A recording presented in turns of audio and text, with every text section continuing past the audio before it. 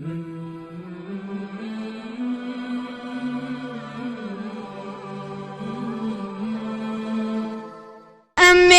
دنیا سے کیا مطلب، مدارس ہے وطن اپنا، مریں گے ہم کتابوں پر، ورق ہوگا کفن اپنا، مریں گے ہم کتابوں پر، ورق ہوگا خطابت کا شہسوار بھی کہہ سکتے ہیں اور تجربے کار بھی، کیونکہ وہ زبان و بیان میں ایسی مہارت رکھتے ہیں کہ تھوڑی دیر کی گفتگو میں سامع کو اپنا بنا لیتے ہیں۔ اپنی تقریر ایک درد مندل، ایک مجاہدانہ حوصلہ، ایک عالمانہ سوچ اور صحیح فکر کا آئینہ دار ہوا کرتی ہے۔ جب وہ بولنا شروع کرتے ہیں تو معلوم ہوتا ہے کہ علم کا دفتر کھل گیا ہے۔ میری مراد خطیب عصر، فقیہ لسانی، ہم سب کے مشرق و مربی اور مدرسہ ہذا کے صدر المدرسین حضرت مولانا قمر الزمان صاحب ندوی ہیں۔ میں حضرت والا سے نہایت ادب و احترام کے ساتھ درخواست کرتا ہوں اس شعر کے ساتھ کہ حضرت تشریف لائیں اور اپنی نورانی بیانات سے ہم سامعین کے قلوب کو منور فرمائیں۔ خطابت وجد میں آئے تو پھر ہتھیار بن جائے، کبھی نیزہ کبھی خنجر کبھی تلوار بن جائے۔ خطابت کی گلفشانی مسلم ہے زمانے میں، یہ نجاشی کے آگے جعفر تیار بن جائے۔ حضرت والا مائک پر۔ الحمدللہ وکفا وسلام علی عبادہ الذین اصطفى، اما بعد۔ قال اللہ سبحانہ وتعالی اعوذ باللہ من الشیطان الرجیم، بسم اللہ الرحمن الرحیم۔ ولا تقولوا لمن يقتل في سبيل الله أموات بل أحياء ولكن لا تشعرون۔ صدق اللہ العظیم۔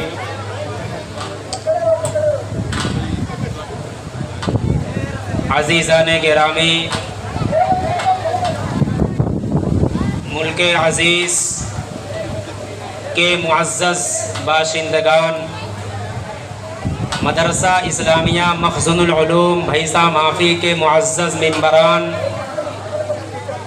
بھیسا مافی کے معزز عوام، مائیں بہنیں،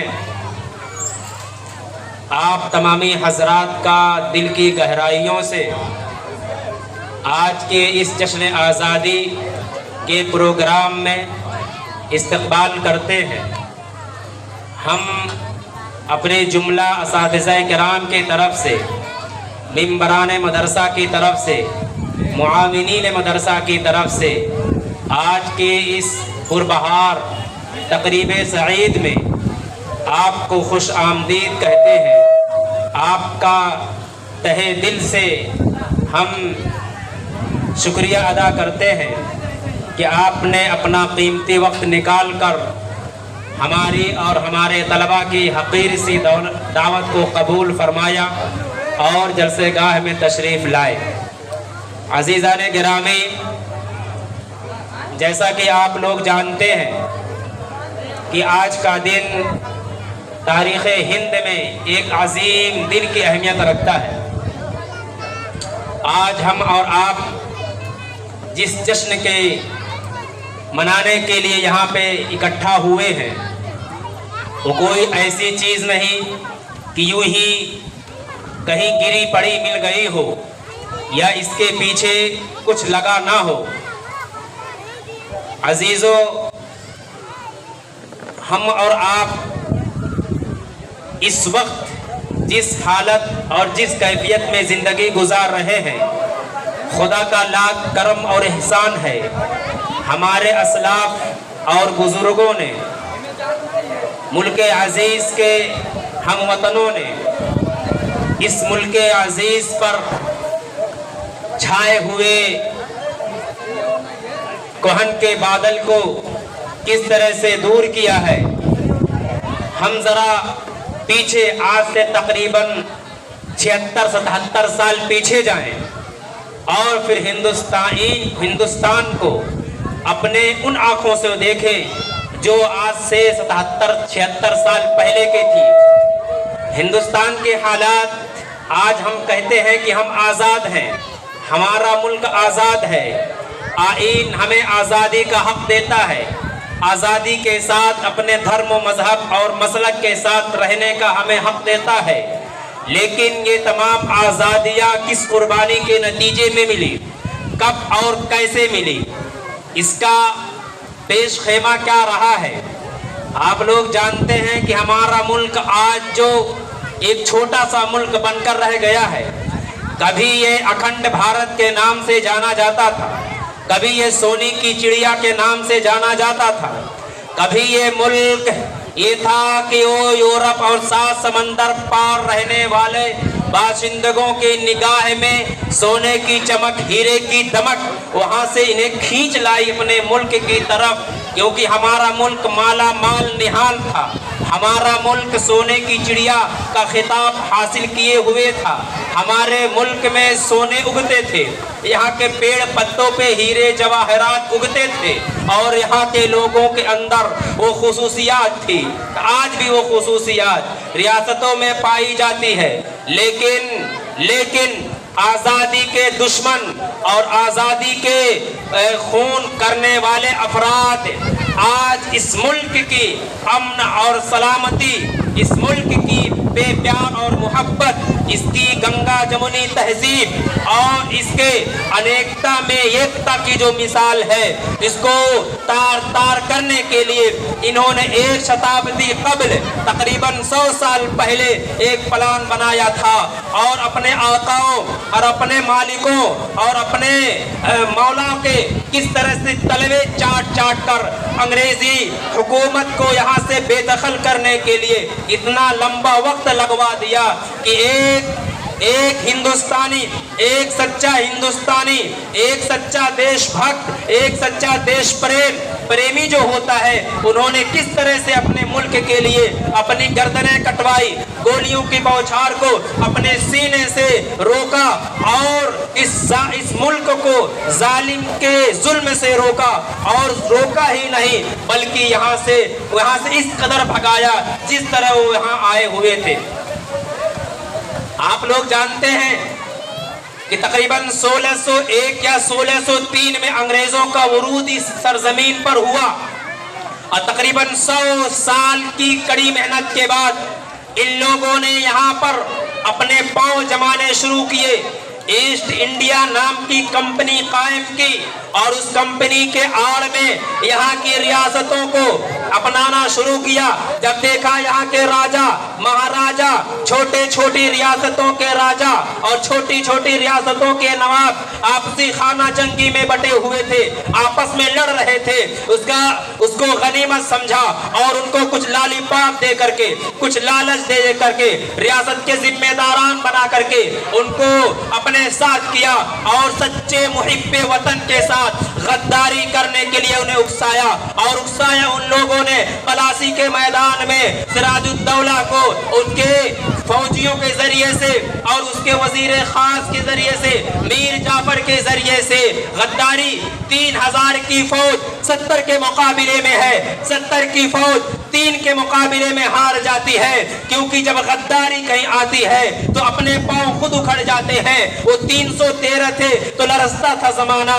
एक वाकया ये था कि जंगे बदर में जब मुसलमानों की तादाद 313 थी और कुफ्फार मुशरिकीन और बातिलों की तादाद हजारों में थी, उस वक्त उनके अंदर ईमानी जुर्अत और नबी पाक सल्लल्लाहु अलैहि वसल्लम से सच्ची मोहब्बत और इस्लामी रियासत की बका और कयाम के लिए अपना सब कुछ निछावर करने का जज्बा और दिल में इस तरह शरायत किए हुए था, जिस तरह से खून दौड़ता है जिसमें के रगों के अंदर, इस तरह से था। तो वो 313 1000 पर गालिब आ गए और बतला दिया कि तुम्हारी कसरत पर अपने आप को इतना ना इतराओ, कसरत से कुछ नहीं होता है। हकीकत तो ये होता है जब जवां मर्दी आती है, ईमानी जज्बा होता है, किसी को पाने के लिए, कुछ पाने के लिए मर मिटने का जज्बा होता है तो सामने की बड़ी सी बड़ी ताकतें बेहिच और बेकार होती हैं। ये देखा सिराजुद्दौला की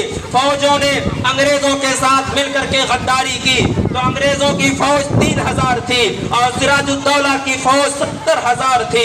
उसके बावजूद भी बड़ी जिल्लत के साथ हार गए, नाकाम हो गए, बेमुराद हो गए और फिर मीर जाफर को जो उसे वादा किया गया था मिला, लेकिन उसकी नाअहली की बुनियाद पर मीर कासिम को फिर उसका नायब बनाया गया, उसकी जगह दी गई। लेकिन अंग्रेजों ने भाप लिया कि मीर जाफर था, मीर कासिम कोई और है।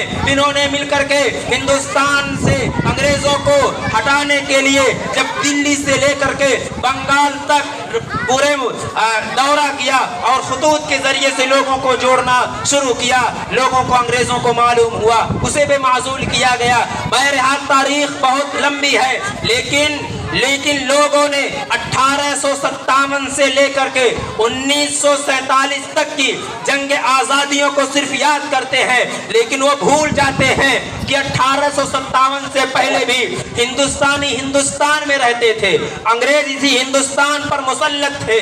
फिर 1857 से लेकर के 1757 तक की जंग आजादी को क्यों नहीं याद किया जाता है? 1757 से लेकर के 1701 तक की तारीख को क्यों नहीं याद रखा जाता है? 1701 से लेकर के 1601 तक जब अंग्रेजों का यहाँ पर आना हुआ था, उस वक्त के हालात को क्यों फरामोश कर दिया जाता है?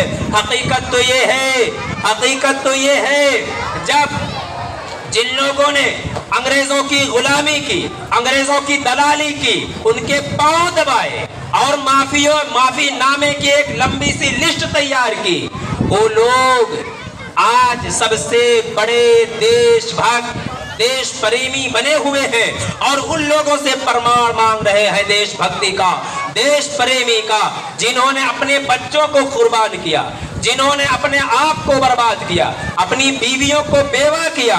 बहादुर शाह जफर मुगलिया सल्तनत का आखिरी फरमारवा, आखिरी चश्मो चिराग, उसको जब कैद करके रंगयत को काला पानी में उसे कैद किया जाता है और उसे मजबूर कर दिया जाता है कि तुम्हें आखिरी दम तक यहीं पे रहना है।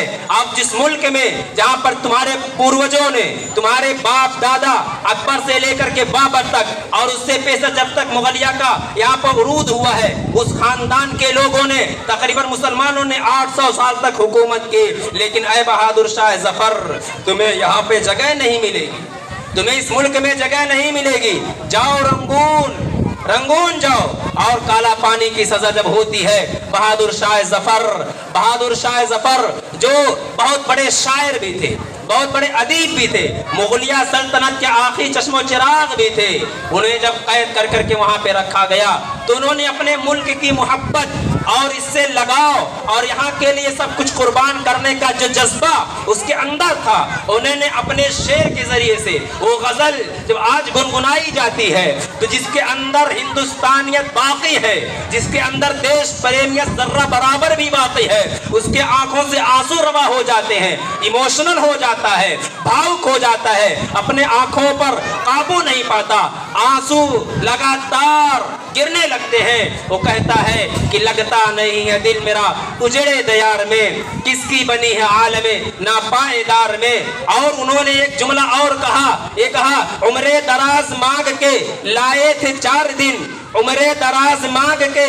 लाए थे 4 दिन, 2 आरज़ू में कट गए 2 इंतजार में। बहादुर शाह जफर का पूरा खानदान अंग्रेजों से लड़ते लड़ते मार दिया गया और अंग्रेज ने रंगून के काला कोठरी में जब उसको सुबह नाश्ते पेश किया जाता है तो तश्त में उसके दोनों बेटों के गर्दन कटी हुई और उसके ऊपर कपड़ा ढका हुआ तश्त में पेश किया जाता है सुबह बहादुर शाह जफर के सामने। जरा हम और आप बतलाएं, सब लोग साहिबे औलाद हैं, हर एक की औलाद हैं, जरा अपने बच्चे की जब उंगली कट जाती है उस दर्द को हम महसूस करते हैं, कराह उठते हैं, उसके लिए क्या नहीं जतन करते हैं। डॉक्टर से लेकर के बड़े बड़े मेडिकल के मशीरोकारों से मशवरे लेते हैं, एक उंगली कटने पर इस कदर हम कुड़ जाते हैं, अपना आपा खो देते हैं। जरा बतलाओ, वक्त का बादशाह, मुगलिया सल्तनत का शहंशाह, उसके बेटों को उसके सामने काट करके सामने ला करके नाश्ते में दश्त में उसके सरों को पेश किया जाता है, उस बाप के ऊपर क्या गुजरी होगी। उन्होंने कहा, उम्रे दराज मांग के लाए थे 4 दिन, 2 आरज़ू में कट गए 2 इंतजार में। और उन्होंने ये कहा, बुलबुल को पासबा से, बुलबुल को सैयाद से न, बुलबुल को पासबा से न सैयाद से गिला, बुलबुल को पासबा से न सैयाद से गिला। किस्मत में कैद थी लिखी फसले बहार में, वो अपनी किस्मत को दोष देते हैं और किस्मत का सहारा लेते हैं कि हमारी किस्मत में शायद कैद ही लिखी हुई थी, वरना एक बुलबुल परिंदा शाखों पर चहचहा रहा है बड़ी आजादी के साथ। लेकिन वो शख्स जो उसने मुल्क पर हुकूमत की और इस मुल्क को सींचने के लिए, आबोताब बख्शने के लिए, इसको मेराज सुरैया पर, औज सुरैया पर ले जाने के लिए सब कुछ कुर्बान कर दिया, उसे आजादी का हक हासिल नहीं। और फिर उन्होंने कहा, कितना है बदनसीब जफर दफने के लिए, कितना है बदनसीब जफर दफने के लिए, 2 गज जमीन भी मिल न सकी कोई यार में। वो जिसका बचपना गुजरा, जिसकी जवानी इस मुल्क के खाक में गुजरी और जिसका पूरा बुढ़ापा भी इस मुल्क की आबियारी के लिए गुजरा, वो इस कदर आजिज और बेचारा बना हुआ है, इस कदर लाचार और बेबस बना हुआ है कि उसे दफन होने के लिए इस मिट्टी में, इस सरजमीन में 2 गज जगह भी नसीब नहीं हो रही। और उन्होंने कहा कि दिन जिंदगी के खत्म हुए और शाम हो गई, दिन जिंदगी के खत्म हुए और शाम हो गई, फैला के पांव सो गए गुंचे मजार में। कह रहे हैं कि अब तो जिंदगी खत्म हो चुकी है, कोई हसरत बाकी नहीं है।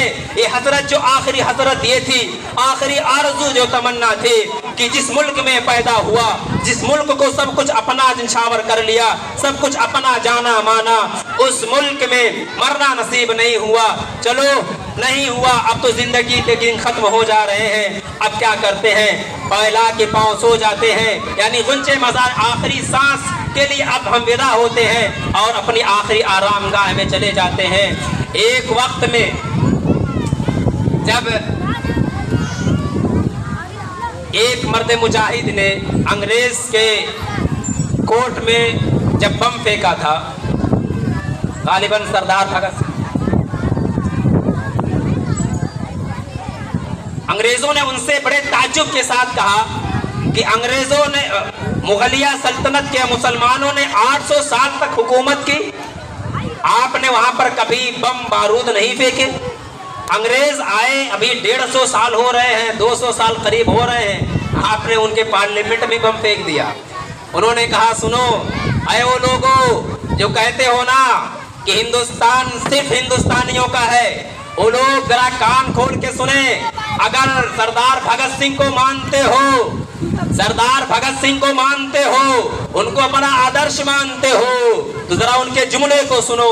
वो कहते हैं कि ऐ लोगों, ऐ अंग्रेजों, सुनो, तुमने जो हुकूमत की है, तुमने जो हुकूमत की है, हिंदुस्तान को लूटने का काम किया है।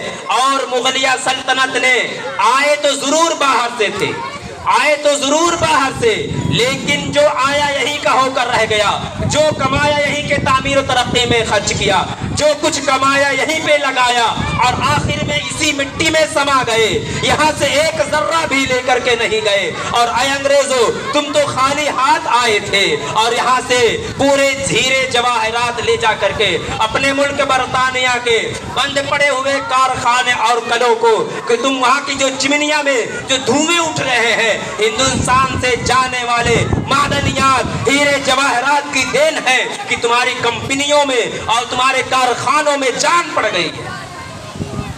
दुश्मनी इसकी नहीं है, तुमने लूटा, उन्होंने बनाया और उन्हीं की बनाए हुए चीजों को तुम लूट रहे हो। और आज लोग जो मसनदे इक़्तिदार पर जलवागर हैं वो भी उन्हीं मुगलिया सल्तनत के बनाए हुए तमाम धरोहरों को गिरवी रख करके अपना खर्चा चला रहे हैं।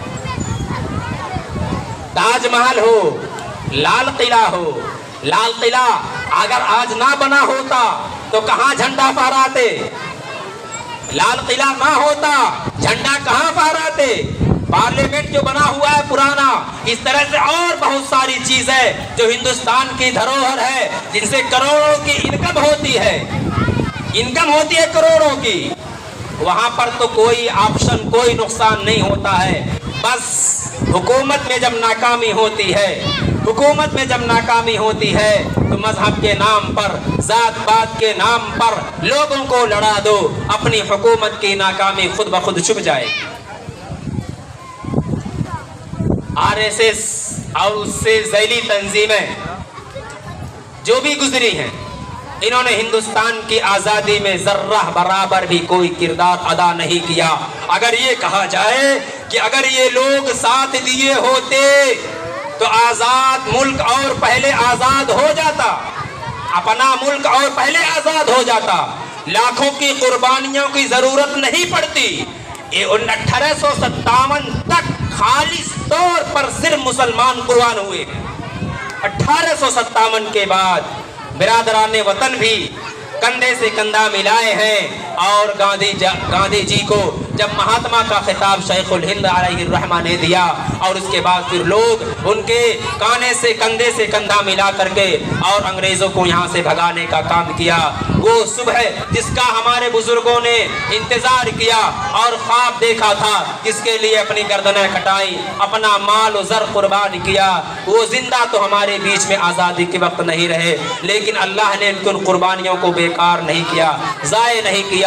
तभी तो अल्लाह ने कहा है वला तक़ूलू लिमन युक़तलु फ़ी सबीलिल्लाहि अमवात बल अहयाउन वलाकिन ला तशऊरून। जो राह खुदा में मार दिए जाए वो शहीद होते हैं और शहीद कभी मुर्दा नहीं होता। अल्लाह के रसूल सल्लल्लाहु अलैहि वसल्लम ने इरशाद फरमाया कि जो शख्स अपनी दीन के हिफाजत के लिए मारा जाए वो शहीद, जो अपने बाल बच्चों की रोजी रोटी और उनके इंतजाम और इंसराम के लिए मारा जाए वो भी शहीद, जो अपने मुल्क की हिफाजत के लिए मारा जाए वो भी शहीद। जिन लोगों ने मुल्क अजीज के लिए अपने जान का नजराना पेश किया है, हम ये अकीदा रखते हैं कि वो जिंदा है। जिंदों के ऊपर मौत तो आ जाती है बज़ाहिर, लेकिन अपनी कब्रों में, अपनी आखिरी आराम गाहों में वो जिंदा होते हैं। अल्लाह कहता है उन्हें मुर्दा ना कहो, वो जिंदा है, वलाकिन ला तशऊरून। लेकिन तुम्हारे अकल की रसाई वहां तक नहीं हो सकती कि अल्लाह उन्हें जिंदा किस तरह रखे हुए हैं। बहरहाल बड़ी जिद्दोजहद, कोशिशों, कुर्बानियों के बाद 15 अगस्त 1947 को वो आज़ाद मुल्क में आज़ाद सूरज तुलू हुआ और तमाम लोगों ने खुशी के नगमे गाए, आज़ादी के तराने गाए।